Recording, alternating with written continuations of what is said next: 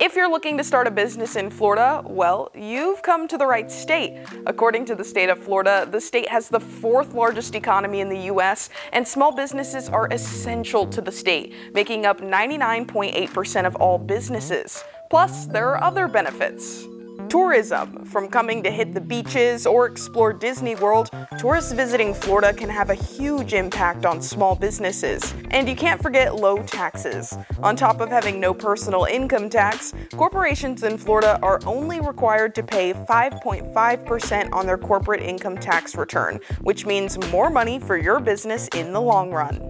So you've decided on a product or service that you want to sell, but maybe you don't know where to get started. But that's okay, because starting a business isn't too complicated, and there are a few basic steps you can follow.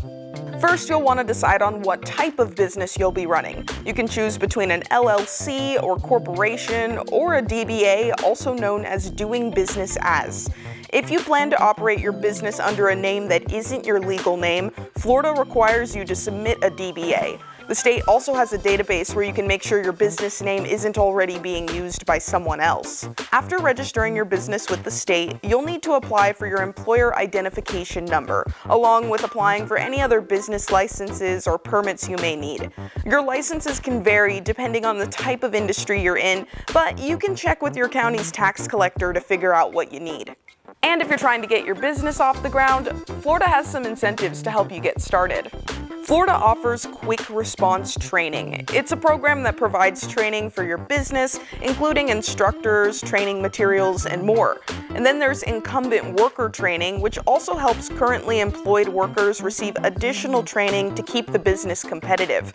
If you're qualified, these incentives won't come at any cost to you. Depending on what kind of industry you're in, Florida also offers sales and use tax exemptions on all kinds of business purchases, including machinery and equipment used by a new or expanding manufacturer. Lastly, there's the Capital Investment Tax Credit. It's used to grow your capital-intensive industries in the state, providing an annual credit for up to 20 years against the corporate income tax. So the key question that might be on your mind is, how much is this all going to cost to start a business? That all depends on the exact company you're starting, but in general, all businesses have to pay $100 to file articles of organization with the Florida Secretary of State's office. On top of that, you'll pay a $25 registered agent fee, and you could be paying a few more fees for copies of all those files. Florida won't require you to have commercial liability insurance, although you probably want to have it anyway to protect your assets.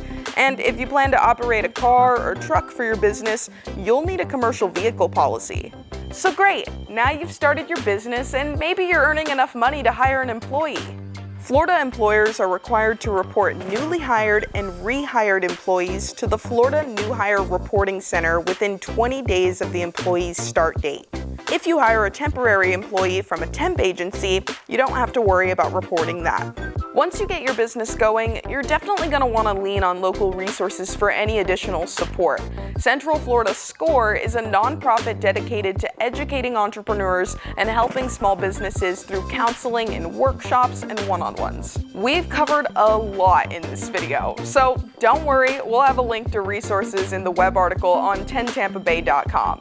Considering the move to Florida, or maybe you're already here, tell me what you want to know about. You can email me at mjones@10tampabay.com, or you can find me on Twitter at KatieJonesTV.